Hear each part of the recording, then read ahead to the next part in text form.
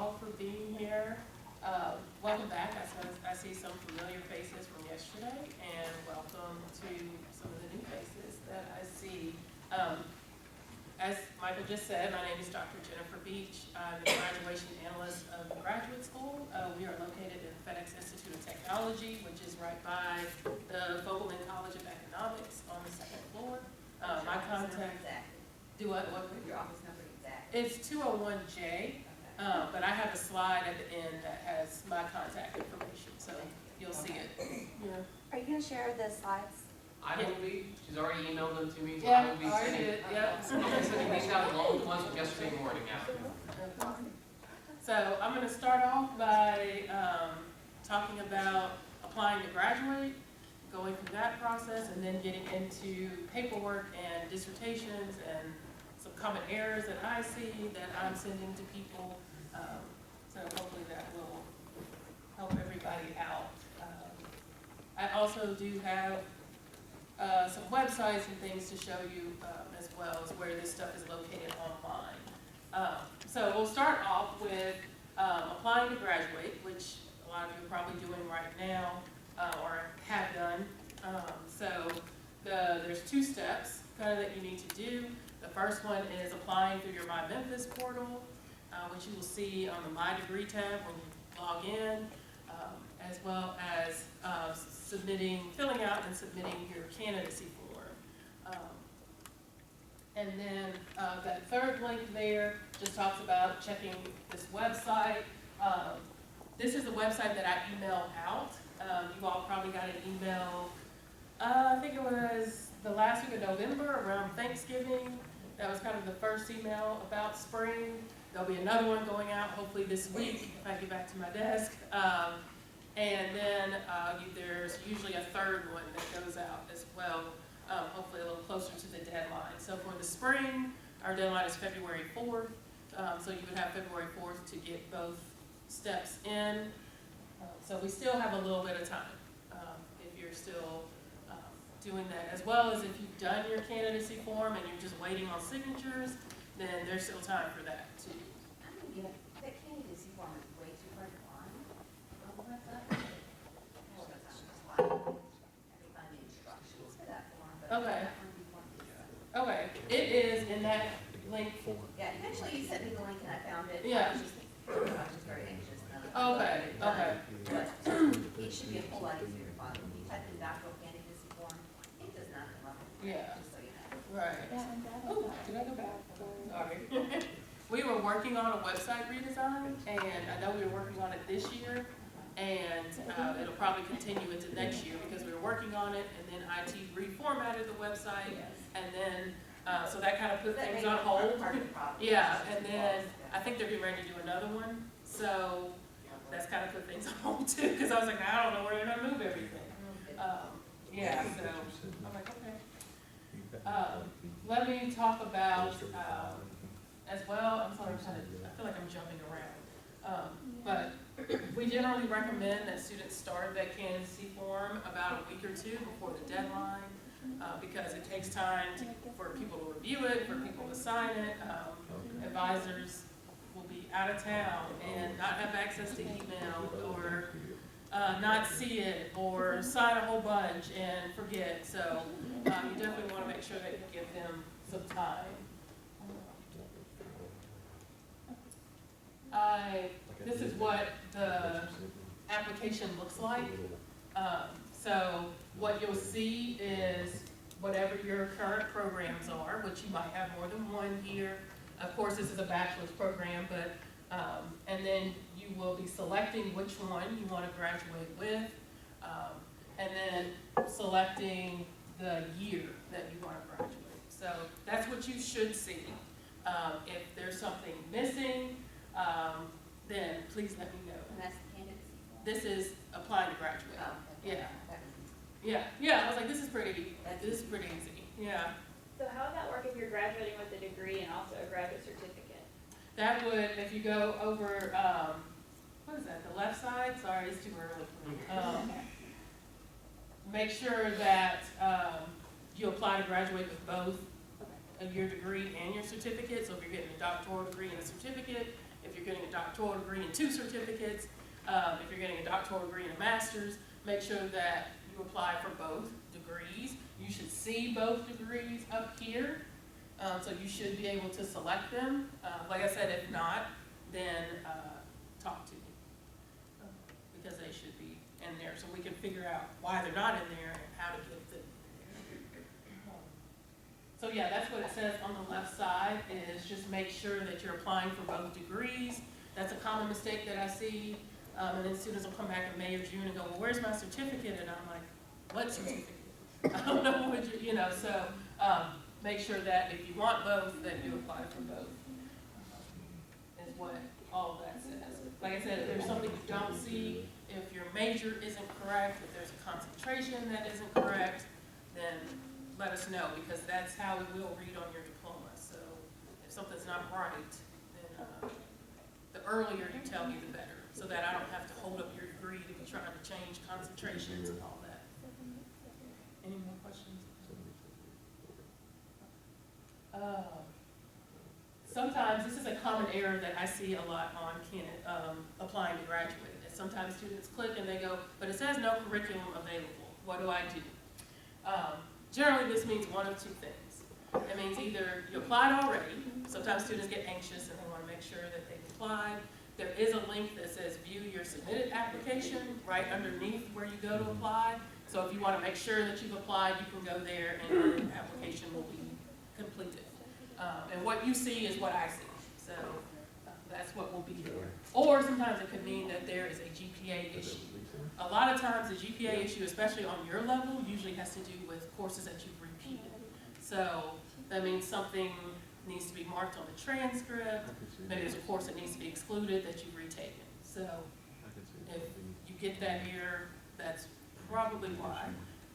One of those things, and let me know so that we can try to get transcripts straight before, especially before your degree is posted. So question about the transcript, if there is a problem, do I fill out the candidacy form with the way things are on the transcript? Do I fill it out with the way things will be once errors are fixed? Do I wait till transcript says what it's supposed to?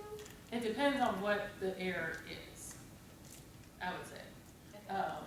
Because there's a couple of different things, so it's kind of hard. It might be different for different people. Now, if we get, yeah, Okay. I was gonna say, now, if we get real close to the deadline, then my answer might change. Okay.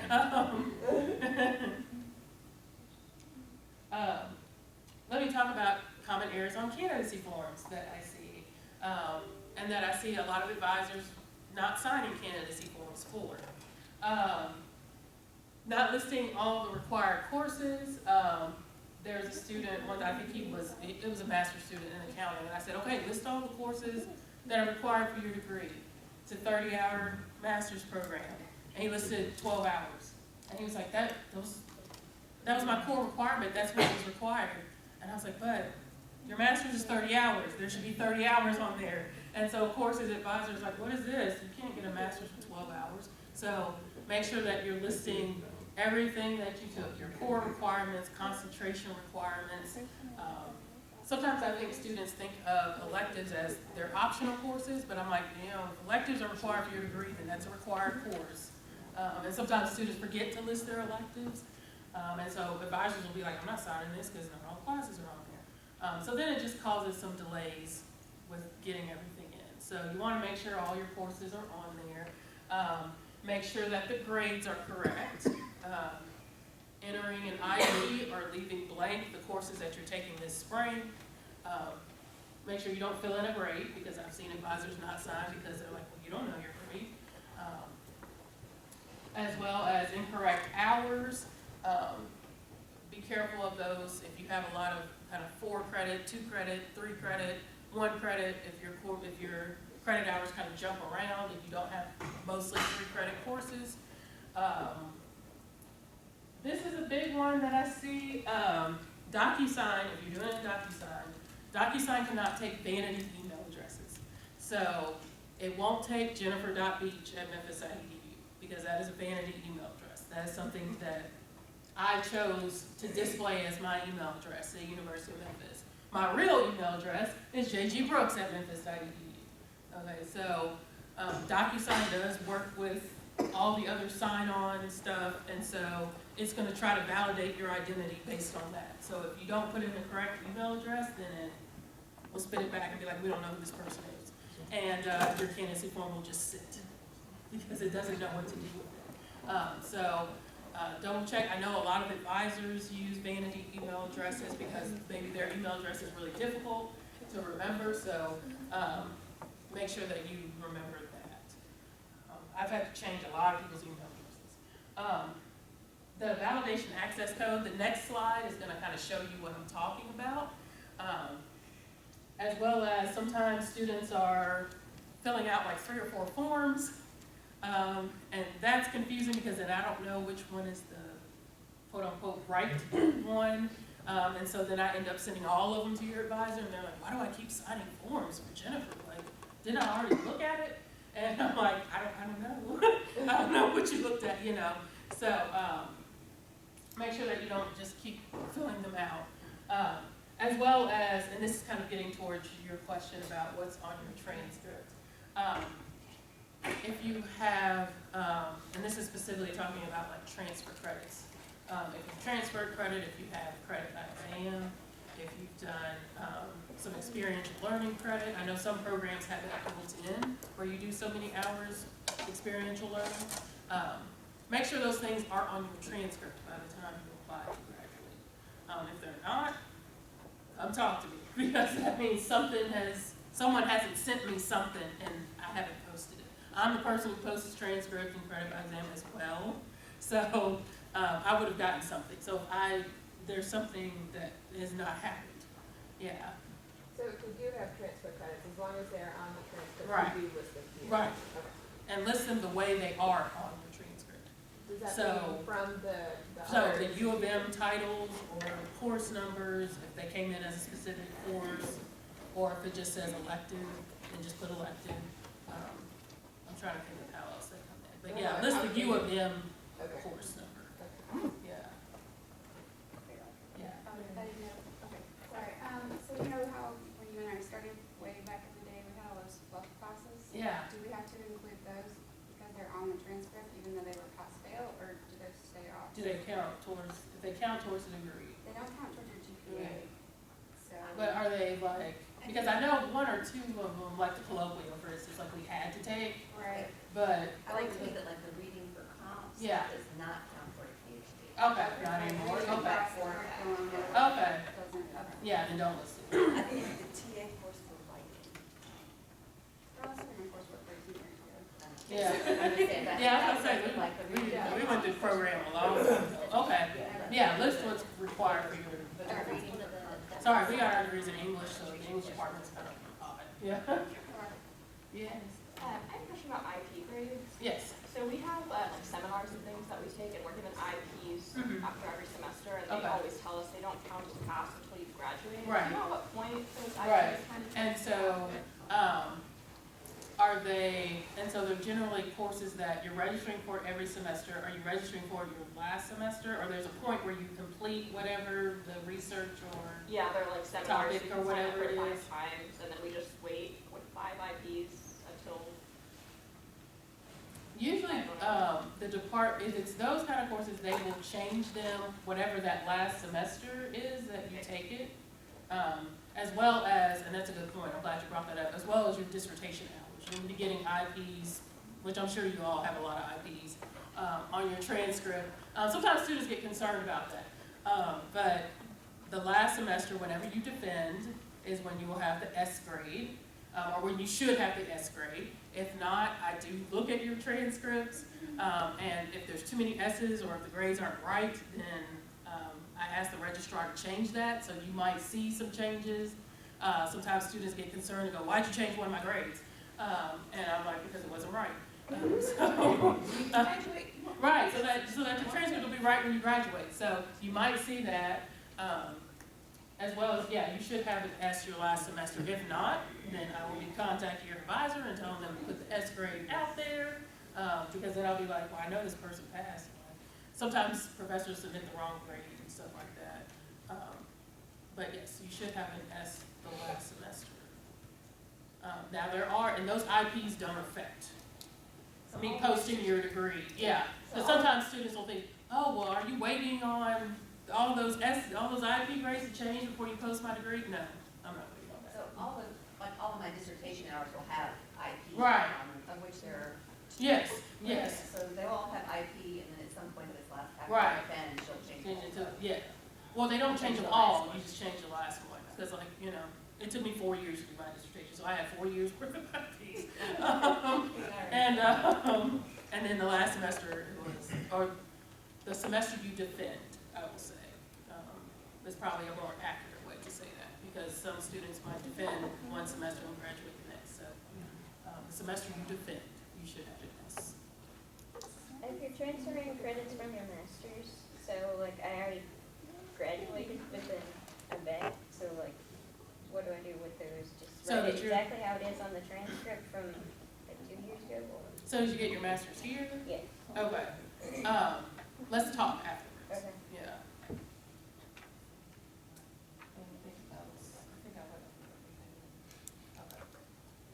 This is the validation code that you will get. It comes in an email, looks like this. You probably have seen it if you've done the candidacy form. And this is something that DocuSign automatically sends. It's nothing that I do. I would save this email because this is the email that you can use if, say for instance, you stop in the middle of your candidacy form and you want to go back to it. If you want to see where it is, what the status is, who signed it, who hasn't, then you would use this. And you can also see, you will also get an email when the candidacy form is done. So I get an email, you will get an email as well. So the candidacy form is all electronic. Yes, it's all electronic. I don't know how many of y'all been around here as long as I have, but it used to be an old PDF form that you would have to type on and print off and physically take to people to sign. That's what mine was. So now it's all electronic. These are just some general tips that I know students kind of get anxious. After you apply to grad school, after that February 4th date, you probably will not be hearing from me a whole lot. And sometimes students get anxious about that and will kind of email and go, am I still graduating? Is everything okay? It does kind of feel like you're going to get bombarded, and then it's just going to be kind of radio silence for about a month. And that's normal. You're still graduating. It's okay. Sometimes you're not hearing from me because I'm probably after your department about things. I don't like to bother you too much. I want you to be able to finish what you need to finish. So sometimes you might hear that there's some paperwork missing, but I may be after your advisor or your department to get it instead of on you. As well as I do, one of the things I'm doing while I'm silent is checking to see what forms you already have. So, and letting your department know, hey, I have this, this, and this from Jennifer, we need this. And so then they're the ones that are getting forms to me. So that's partly why you're not hearing from me after that point. But rest assured, I'm still on it.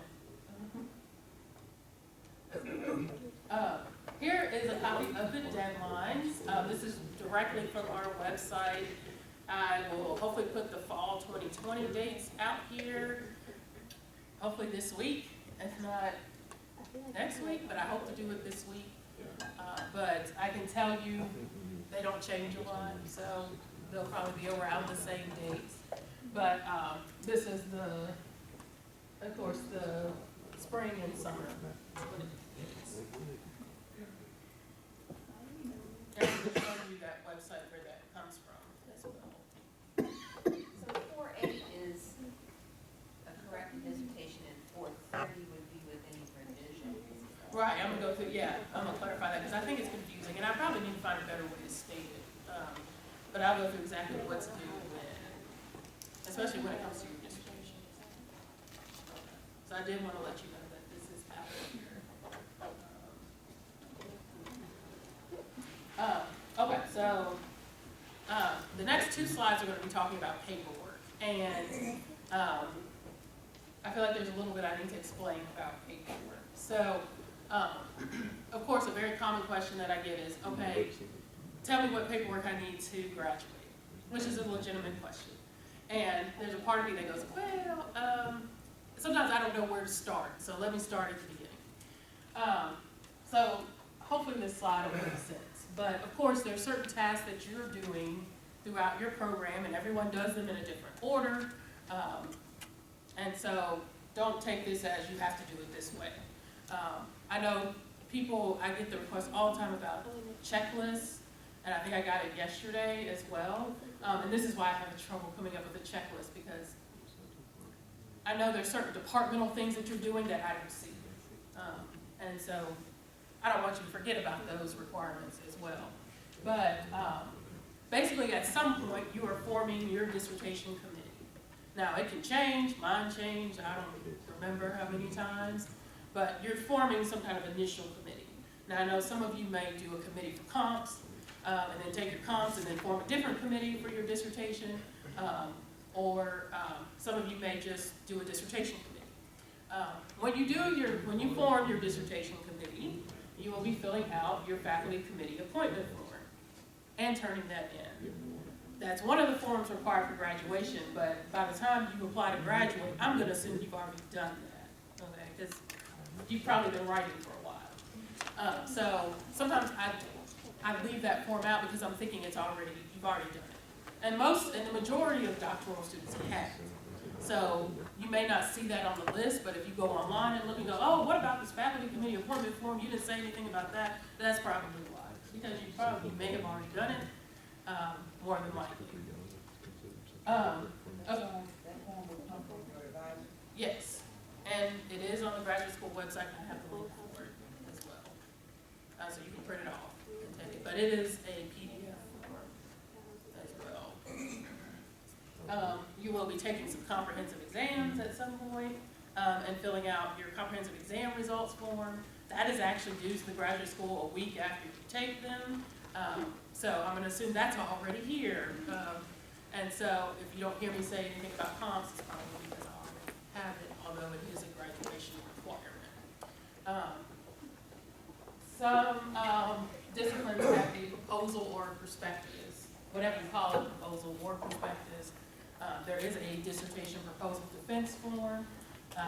That form tends to get left out a lot, and I think it's because for a lot of departments, they don't necessarily have a proposal defense, like a formal thing, and so they don't think of it as a defense. You may just sit down and tell your advisor, hey, this is what I'm gonna write, and they're like, okay, and then you just go do it, So a lot of people don't really think about, oh, I have to sign paperwork for that, because it doesn't feel like a formal thing. In other departments, it may actually be a formal thing where you actually have to make a PowerPoint and do a presentation and invite people and stuff. So there is a proposal defense form. I remember being told when I did my proposal defense, they were like, oh, you don't have to sign anything right now. And I didn't even know that form existed until I got this job. So, and I was like, thanks Sarah Ellis in the English department, because I know I did not see that form, and somehow they gave me a diploma. I was like, I guess I did, because I didn't know that I was supposed to do that. But you'll know it if I don't have it. So I can say that is a form that I definitely usually have to be after your advisor to go sign, because it's probably something you did, but it's probably not something that you really formally did. So. And of course, defending your dissertation. So generally, by the time you're applying for graduation and getting ready to defend, you're really only turning in 3 forms.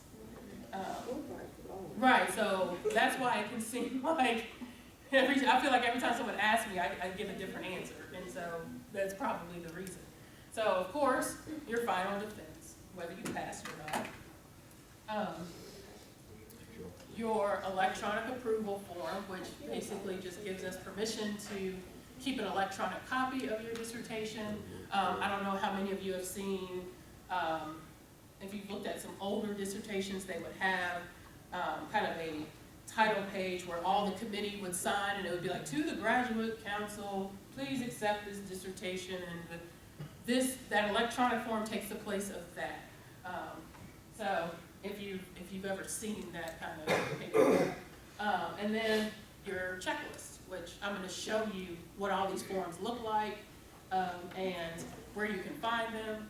And generally, if I'm emailing you and telling you that something is missing, I'm usually attaching that form to it so that you can either use that as an example, or at least you can see what it looks like and remember if you did it or not. Someone had a hand. Yeah. Do you know how long it takes for ProQuest to actually upload previous dissertation manuscripts? It can take about, they give the estimate of 6 to 8 weeks, but it also depends on, and probably when I'm sending them to them at the end of the semester, it's probably like their busy time, so it may be a little bit longer. I'm looking for one where the graduate graduated in 2018 and also one where they graduated in 2019. Should I see you afterwards? Yes. Okay, thank you. Because I was about to say the 18 one, I know there was 1 or 2 that I caught and they somehow didn't get uploaded, and I had to email them, I had to call them and be like, hey, where's this dissertation? Are they U of M students or? Yeah.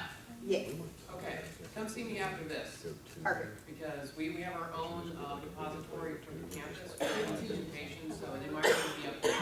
They usually, yeah, they're supposed to send them back, sometimes they don't, and I have to kind of call them. So I've checked both Hey, U of where did M, Kurt just I've say? checked both U of M as well as As ProQuest? ProQuest. I've checked both and they're neither one. Okay, do they have any kind of restriction? No, but I'll see y'all Okay, after. okay, yeah, see, yeah. But it is not informed. Yeah, because I was like, they might have put it in embargo or something, I don't know. Okay, the next slide will help clarify something on here again. If this is what you're gonna talk about, we can just keep going, but, so I just wanted to clarify that if we filled out our committee form, like way back in the day when we put in a proposal a long time ago, and our committee changed since then, we don't have to fill out another one, it just, or do we need to fill out another one if we have different committee members than from when we started? Yes, if you added or took someone off or replaced somebody. But I will show you, you don't have to fill out the whole thing again. There's a certain spot that you would fill out. Yeah. Is that online? Can I, Yes. because, I filled it out, I changed it, I don't know how many times, Yeah. I've been to APP. Like, I think Dr. Rako is still on my Okay. committee, Okay. so, Yeah, I'm gonna show you, yeah, Okay. it's online. I might need to fix that. Yeah, There's usually a form that you have to fill out 2 weeks in advance before your event, is that right? yes, I'm gonna go over that as well. Yeah. Because I just found that out. Okay, and it's relatively new, so I'm not surprised. Oh, okay. Yeah, because sometimes people are frantic, like, I didn't do that, does that mean I'm not? No. I'm not gonna deny it. I have a question. Yeah, So that final committee approval form, do we still need to do that even if we do the other form where you've changed your committee member? yes, Okay. yeah, And these forms, are they on the website or do you send them to us? yes, Okay. they are on the website, I'm gonna show you where they are Okay. and what they look like. We're gonna get this before. Yeah. Yes, so this is actually the link to, this is actually the website where they are. And this is kind of a list of the same list, but in a different way. So, so of course, you know, you would be doing your comprehensive exam, it's probably one of the first things you're doing. And then, of course, you're forming your committee, you're writing up your proposal of what you're going to research, and then you're actually going and researching it and then defending it. So these are all the forms that, of course, you're doing. Now, I'm gonna go to the website and show you. That's the website. That forms.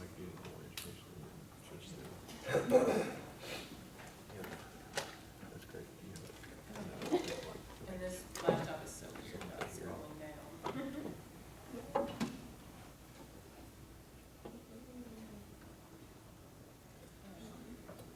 So if you go down to the graduation forms. I'm sorry, can you change her thing? So we can see the. Oh, you guys can't see it. Shit.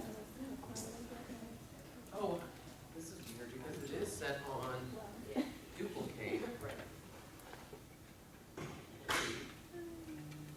I should never let people know I know anything about tech. Oh, no, it is on. Okay, do you have any notes on your stuff? Okay.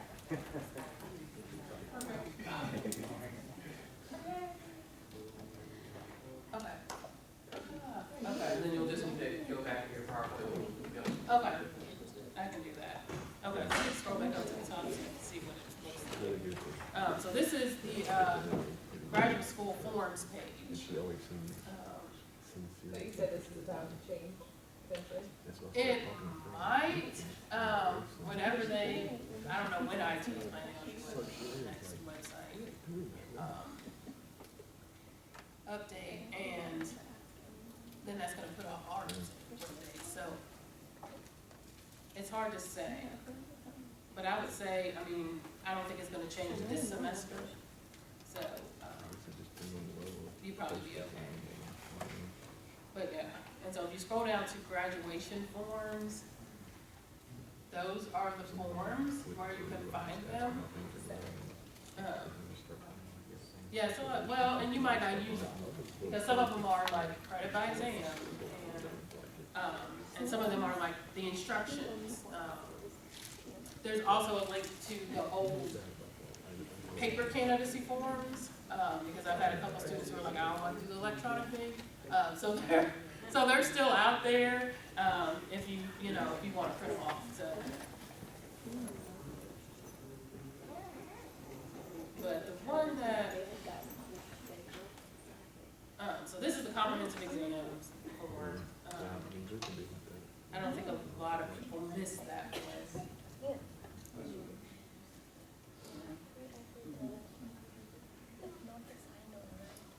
I will say, So does anything change on your profile once like the comprehensive exam stuff's turned in? Like, I want to be sure that everything is the way it needs to be. Is there something on my profile that it says doesn't. everything's fine? It doesn't. I'm hoping to change that, Okay. because there's nothing that goes in vain or misses, which is why. I'm hoping to, there is a code, I guess, just my predecessor, Michelle Stout, just never changed. But there is a way to do it. And then I'd have to figure out if that even shows on the profile, because I'm not sure if it does. But yeah, I wish that there were. Seems like there should be. I bet you get us emails. Probably. Something that says everything. Do what? Yeah. Just FYI, I'm a full-time employee, and I'm taking the staff scholarships to get my PhD. Yeah. And my profile only showed up on my homepage like 3 days ago when we did the website. Mine I never too. knew it existed. I never knew I had. Mine too. So just- It used to be, but it was more hidden.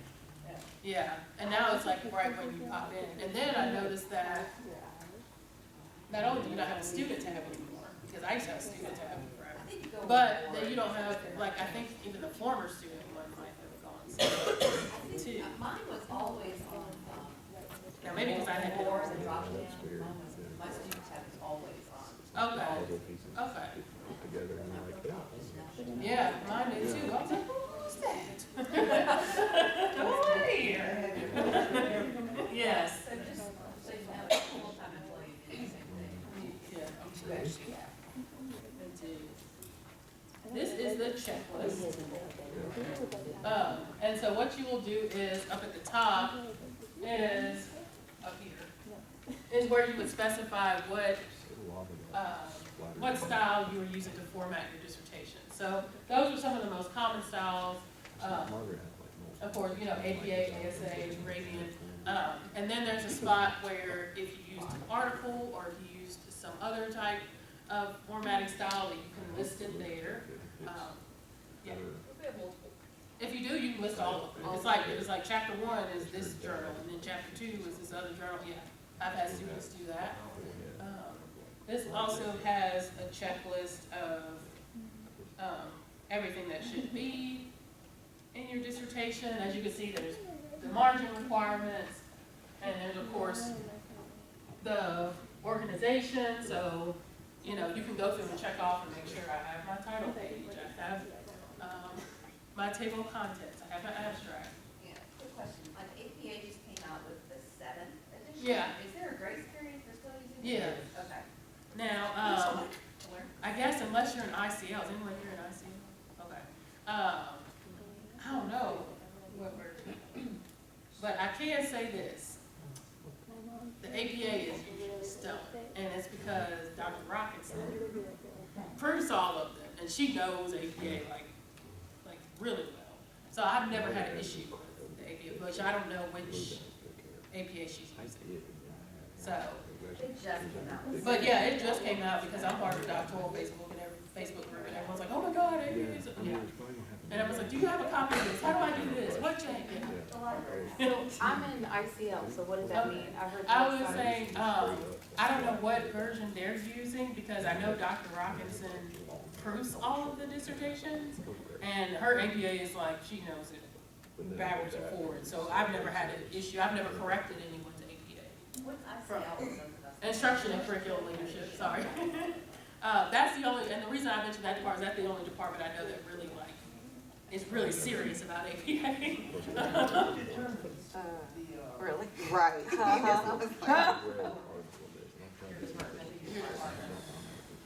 So like which style you're gonna use? We should be fine, it's like, we're May or August, I think we should be fine, it's the next year that's gonna And I, there's, and I'll show you some, the example of the title page, and there's some example pages, on our website that show you how to do your title page, how to do your table of contents. I don't think I have one in abstract, because of course I would have to get it from somebody, but, of course it goes through the font size, the spacing, paging, so it's a nice little handy tool to kind of make sure that all your tables and figures are labeled, all your mathematical equations are labeled. And then at the end. This is a supplement to like the actual website that's that page. Right. Are there any discrepancies between the website and the checklist? Shouldn't be. There should be. There is, let me know, but there should be. And at the end, of course, this is something you will turn in, so you will sign, your advisor will also go through it and sign. I do use that document to review your dissertation, so that's if you don't get comments from me, it's probably because I'm waiting for checks, which I would probably tell you about it. This is also the electronic approval form. This form, I think a lot of people don't know about and tend to forget about. This is the one you were saying is substitute for actually signing. Right, right. So this is actually not included in your dissertation, like those old school title pages that used to be included. The best way, I think I'm gonna go through that. There are some departments, I wanna say, there's one in engineering maybe, is anyone here in engineering? Okay. And I can't remember which one, but there are some departments where, say you defend, your committee has some recommendations. Some committees will want to see what you've changed and then they'll sign this form because they feel like they haven't really approved it. Some committees will go ahead and sign it, but the majority of them, I think, will sign it. I haven't heard of that, but you could write into that, and that's fine as well. If your committee is like, no, we want to see your changes. And then, some committees want to do that. Some committees will just kind of trust you to make changes and turn them in. So that does happen. So this is not the one you only got in the event? Right, that's the comments. Yeah. Was there anything else I was going to show? I went too far. What is the rule about ProQuest? The proposal begins. The rule about ProQuest is As far as everyone has to eventually submit their dissertation for ProQuest. Right. Isn't there like a grace period? Is that just part of, I don't know, what do you have to do that? That's separate from you, what you're doing with you, or is that all together? It's all together, but I'll go through it in more detail. Oh, it's separate. Yeah. Because that's kind of a newer change. This is the committee appointment form, which a lot of you probably filled this out and put your original committee. I will show you for the person who asked about, if you're adding someone only, then you can just fill that part out. So you don't have to get your whole committee to sign it again, just whoever you're adding. If you are replacing someone or taking someone off, then you can just have that person sign here, whoever you're taking off or whoever you're replacing. So, so like if your committee changes, there's usually like 2 or 3 forms that I find for each person. So, so if you take someone off, if you replace somebody, if you add somebody, then just fill out the part that you need.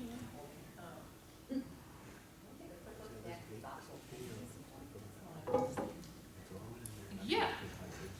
I can show you. Yeah. Before we move on from this, I think. Go ahead.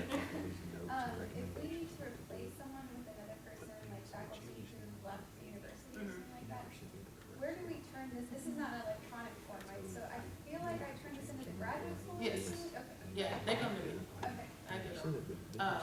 So you just. Usually, I get them after this last person signs, this publisher. So when we have, say, a professor that moved out of the state, we have to get their signature? Yes, if they're no longer, if you're replacing them or you're removing them, you mean? Well, I had to replace them. Okay. I don't Yes, think there was. and you can email this form to them. You can, sometimes, right, they would have to agree to it. I would have to get some kind of statement from them if they can't sign it. A lot of times, sometimes chairs will email me and be like, hey, so-and-so gave me permission to sign for this person. Okay. And they'll attach the email from the person saying, hey, sign for me. That particularly comes up when we get to defenses, if you have committee members who are out of town or who are at another university or who can't make your defense or something like that. That happens. It doesn't happen a lot, but it does happen. Can I make Yeah. or give a piece of advice? Both my committee form and my comp to pass form have been lost before, and my former chair actually forgot that I passed my comps. Yeah, I had to go look it up. Talk about giving me a heart attack. So I don't know, I'm gonna start making copies of all my forms. I would recommend that. Well, nobody ever told me to do that, so I'm just gonna start making copies of all my I forms would. before I do more than make copies. I go ahead and scan it, and if you're using any of the printer copier scanners on campus, you can directly email it to you. Yeah. And I always send it to myself and to my main advisor, so then that way we always have an electronic copy front and back of the original signatures as well. Yeah, that's smart. Yeah, I kept copies until like my degree was on my transcript. And then I was like, okay, I've done that. But yeah, I kept, yeah. Actually, with that, as soon as your transcript is complete, your degree posted on it, go ahead and get yourself an unofficial copy, because when you're in the market, sometimes jobs will ask you for those. And it's good to, yeah, and you can log in while you're still a student, and, while you still got your login information, and keep a copy. I keep a copy of mine. Sometimes it's not bad as well to get an official copy for yourself, because the university will let you get like up to 20, I think, for free, just so that you can see what it looks like, make sure everything's on there correctly, because I can't tell you how many, I've heard from a couple of students who thought they had a doctorate. So, What is this? This is our transcript? yeah, like your official university transcript. Okay. So, I mean, it's not a bad idea. I mean, you can get it for free, so it's not going to cost you anything. Just so you can see what all these employers are seeing. Again, is there anything that I can log into and see who's actually on my committee right now, or would I have to like? You have to call me. I have to like, okay. Yeah, it's not recorded. Stormy. Stormy. Or yeah, if you're an ICL, yeah, Stormy Warren. I'm an does have a EDR. copy, but yeah. Okay. So let me talk about, what does it look like that? Because go up to display settings at the top and duplicate slideshow. Do I duplicate Yeah. slideshow? Click on that. It won't let me, it's grayed out. Okay. Keep talking, I'll fix it. Okay. This slide just talks about the dissertation review, and will hopefully get to your question about ProQuest and what you do with ProQuest and when you're submitting, and some of the deadline type questions that you had. So basically, after you are defending, and you make whatever changes your committee recommends that you make, and you're finally ready to upload, that's what I meant by your final corrected dissertation copy. So what your committee has approved, and any edits or changes you want to make, anything that they recommend. You will want to make sure that it is as final as you can get it, because you won't be able to make a whole lot of changes after that point. Sometimes I get students who are like, well, can I defend and make corrections and then send it to you and you edit it? It's way too confusing because I don't know what I'm editing and you don't know what you're editing, and it's weird. So get it to the point where you can submit it. It does, if you've been here for a while, you may know that you used to have to email I think it was a Word document. You used to have to email a copy to the graduation analyst, and then it would get reviewed, and then once it was approved, then you would upload it. Well, we took out that step, and now you just upload directly to ProQuest. So once you get it corrected, convert it to a PDF, and we have instructions on the website of how to do that for different versions of Word, and upload it to ProQuest. So do we have any editors that will do that other than, I guess, Writing Center?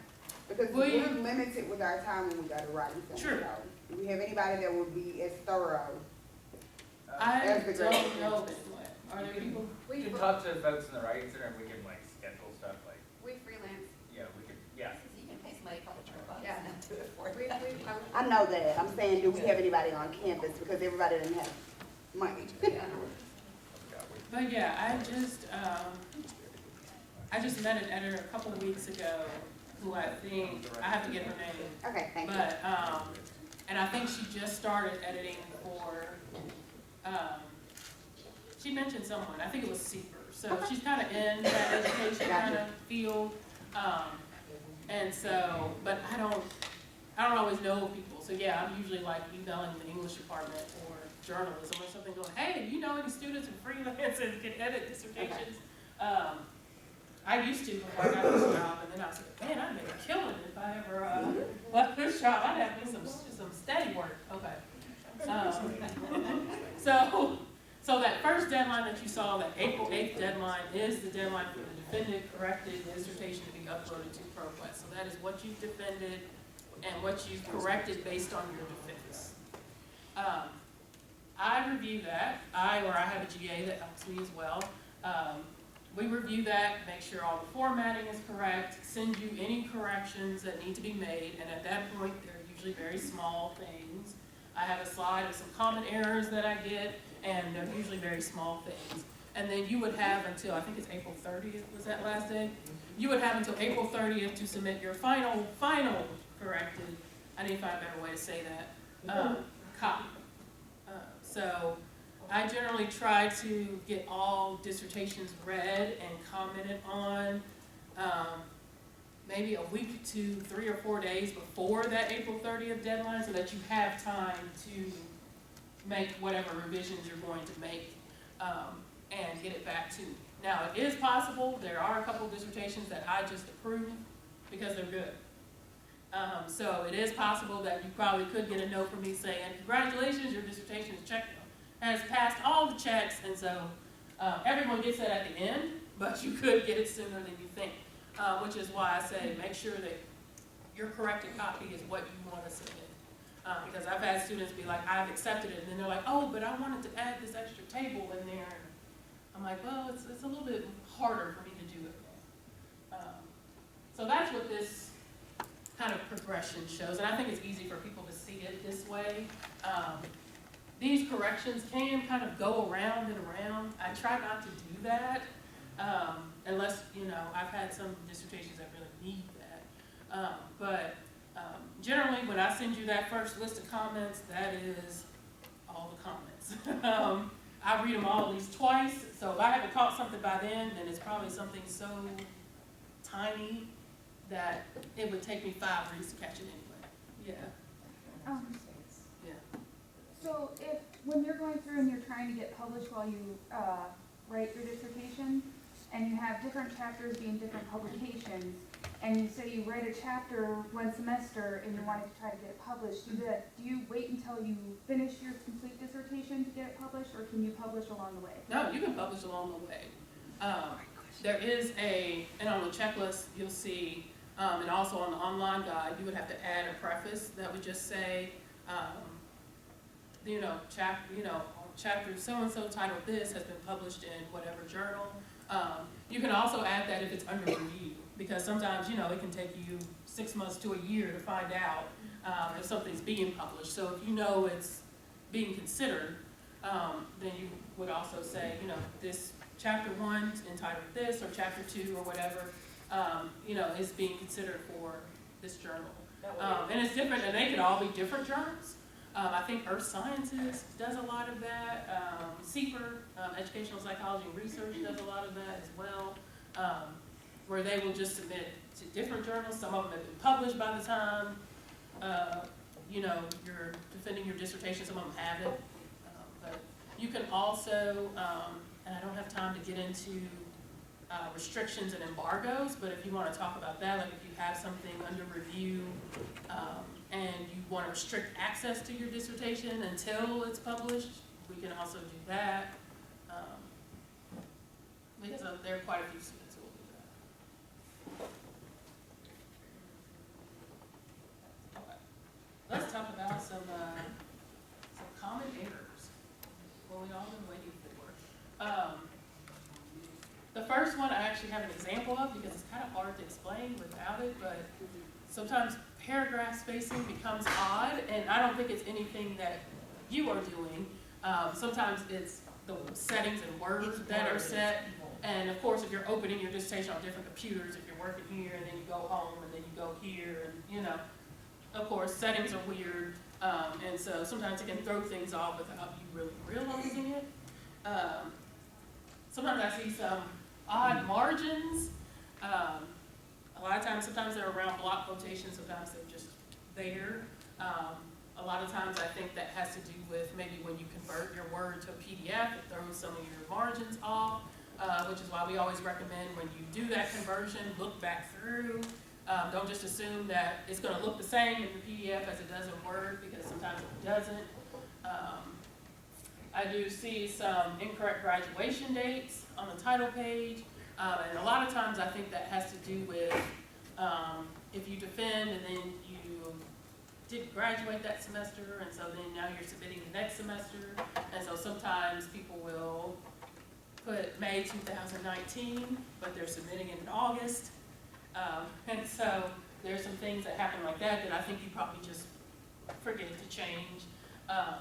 Some things with table of contents, sometimes as you're editing, you might add some paragraph or section or table that throws your page numbers off, and so now you've got to go back and renumber. A lot of times I see this also with lists of tables and lists of figures. If you have a lot of tables and figures in your dissertation, mathematical equations. Now this is speaking about actual mathematical equations, so not, I don't know, is anyone in mathematics? Okay. Not if you, or if you're in a discipline where you're not actually listing equations, but you're just sort of explaining the math and you kind of list it out. Sometimes that's just done for clarity. If you're just sort of explaining an equation for clarity, then that's not really a mathematical equation, but make sure that you are continuously enrolled for dissertation hours. That is one thing that I check for, and that radio silence that you're not hearing from me.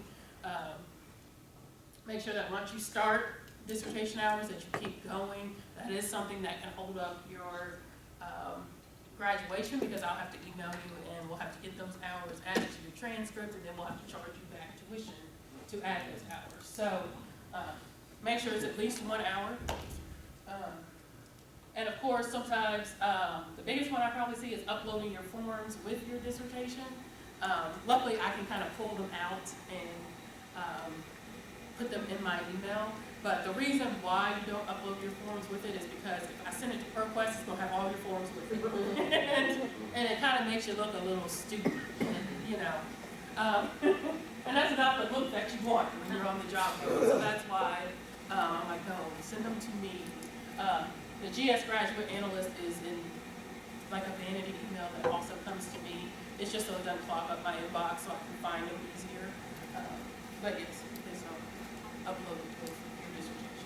So sometimes I might be bugging you like, where is this form? And you're like, but I turned it in. And I don't really think to look in ProQuest. Also, don't attach it to the end of your dissertation too, because I'm going to see it until like a week or two when I actually get to your dissertation. So let's not cause any undue stress by handwriting the forms that you're going to turn in.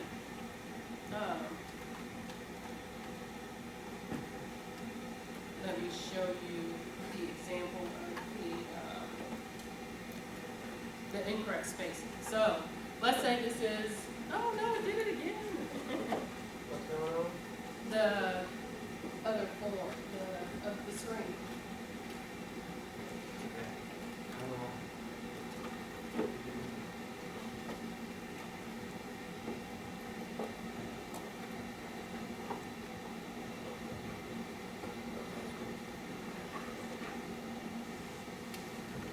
I don't know what's going on, but I'll just stand here to hold it up to your text. Okay.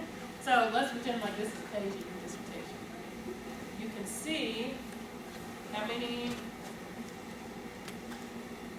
look at the spacing here that you see between these two paragraphs, right? Everybody see that? Okay. Versus the spacing that you have here. Word just loves to do that little add. Yeah, you see that? Okay, yes, that's what I'm talking about. That is and it's set to different things. So sometimes people have like 10 spaces, and 8, and 6, and 18. Like that's actually set to 18. So that's what I'm talking about. That's why I said it's kind of hard to explain. You want Show it. You want it to look more like this.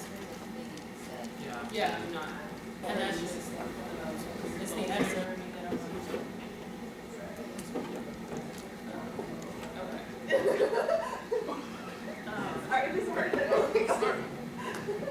Basically, please check your UOM email. That's what I'm emailing to. So don't get rid of it quite yet. I know you want to be done with being a student, but hold on to it a little while longer. And as the rest of this says, of course, this has to do a little bit more with commencement than the paperwork, but you can go pick up your cap and gown. Even if you're not going to the ceremony, you can still go get a cap and gown, take some pictures. Yeah, so if you just want to have some pictures sent out, you can still do that. Let me know as soon as possible if something happens. I do have students who will email me periodically if they're not quite sure if they're going to make, or they might be kind of close, or things of that nature. I do, hear from people. I would much rather hear from you. Finally, some of my recommendations. Like that April 8th deadline that we talked about. So students are like, oh, okay, so I can defend on April 8th? Probably not. I don't think you'd be able to defend and correct it and get it in, unless you have a really smooth debate. I defended like 2 days before the deadline, which was, not what I wanted to do, but, it happened.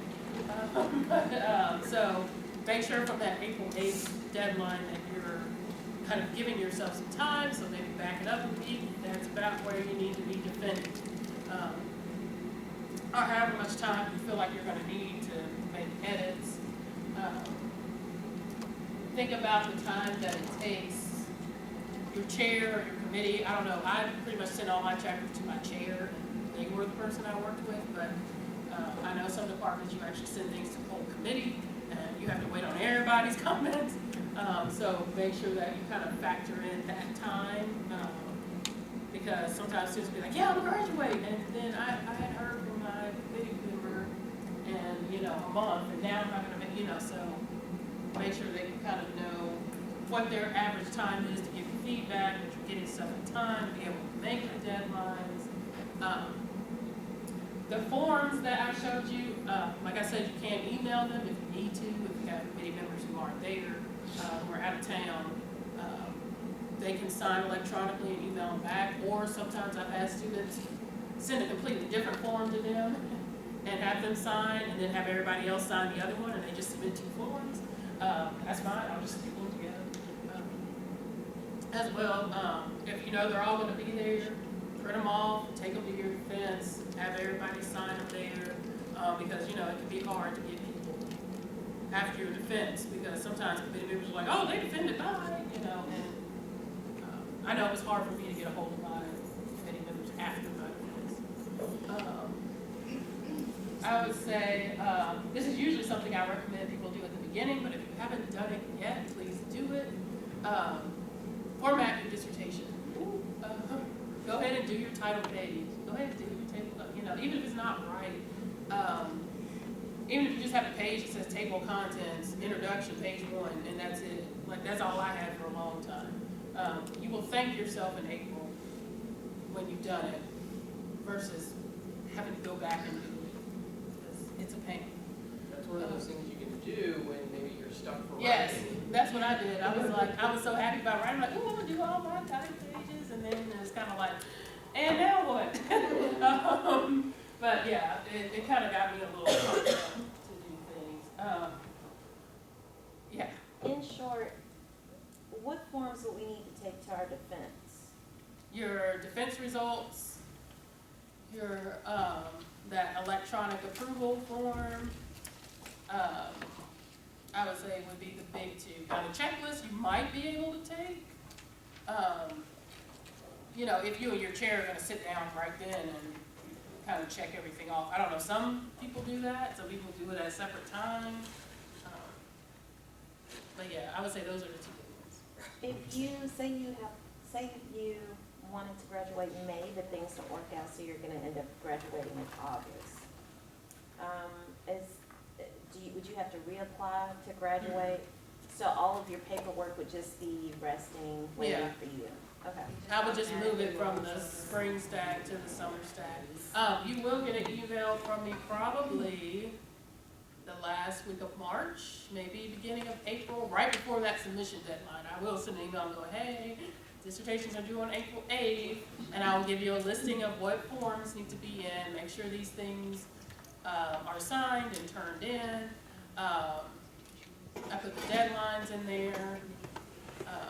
So you will get that email from me kind of a couple of days before as a reminder. Yeah. Okay, to piggyback on that, so is it inappropriate to apply to graduate when you're like iffy that you might graduate that term, that semester? Yeah, because I guess at some point it's kind of like when are you ever 100%?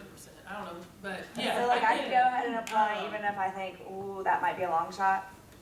You still can, depending on how sure you are and how, you know. I mean, that might be extra motivation, right? It might. I need a I mean, there are some students who pull it off, and those are usually the students who are kind of emailing me going, well, what happens if this or that? And so, like, what are my options? And then and then a month later, I'll be like, let me know what your committee says, and then maybe about a month later, okay, so I talked to my committee, and they're kind of, that's fine. Okay. Yeah, that's completely fine, because it's actually easier, I think, for me and commencement, if you're gonna do the ceremony, to apply, because it's so much harder to try to fit people in April, let me tell you. It can be a challenge. So, make sure you have a cap and gown, make sure you have a diploma, make sure, you know, it's a lot harder. So I would much rather you do that. So if you apply this semester and for whatever reason you don't quite make it, you don't have to do it. I don't have to tell you all that I'm not graduating in May. I wouldn't hurt. Yes. Tell me, you don't have to go into all why if you don't want to, but, okay, so you do want to email this and I'm gonna make it. Yeah. Okay. and if you don't submit a dissertation by that day, you'll probably get an email from me going, okay, so are you doing it or not?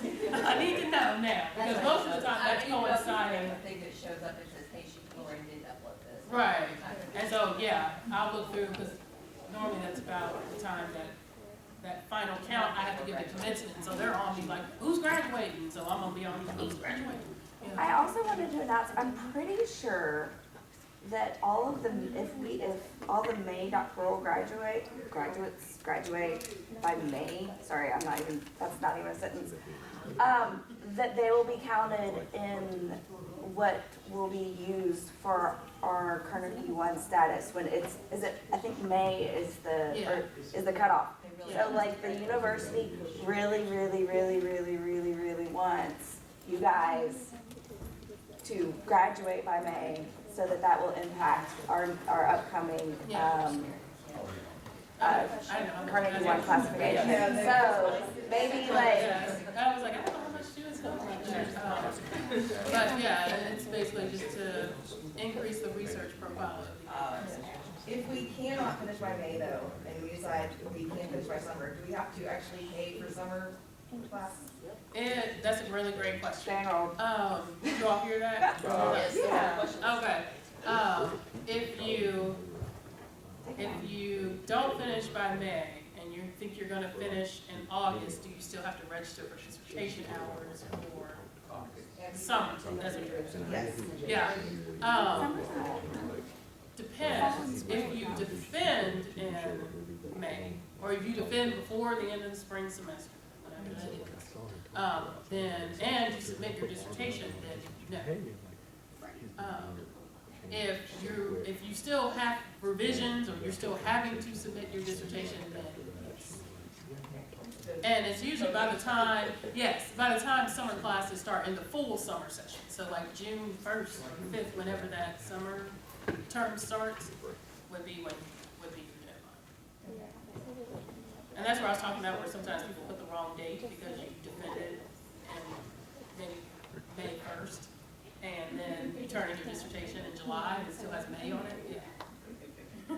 I just want to confirm, so once you're ABD, you only have to be actively enrolled in dissertation hours for the fall and spring? Right, okay. Right. You only have to register for the summer if you're defending in the okay. summer. Thanks, sure. Wait, say that again. Sounded like you were saying. Yes, if you are ABD status, meaning that you've done your comps and you've done all of your coursework, you only have to be enrolled in dissertation hours. And of course, you have different numbers as far as how many you need for your degree. So whenever you reach that point, then you can just do 1 hour until you defend. But we don't have to do and you have to do it fall and spring, so the major semesters. Only register for the summer if you are planning on defending in the summer.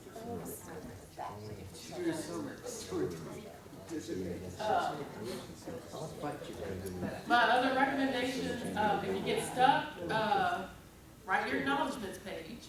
The acknowledgements page is an optional page. You don't have to include it, but it's always great to think about the people you want to thank, the people who helped you, your coworkers, your family, your friends, your kids, your nieces and nephews. Yeah, thank your committee. But, and whether you put it in or not, it's up to you. I've kept it updated,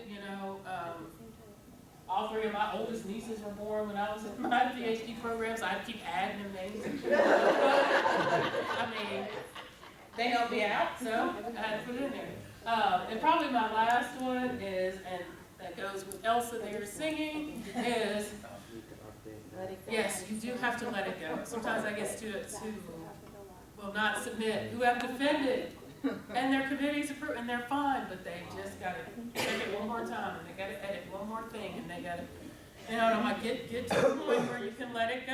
I know this is your baby, you've been working on it forever, since you've been in the program, you've been thinking about it for so long, and there's that ownership there, but you do have to let it go.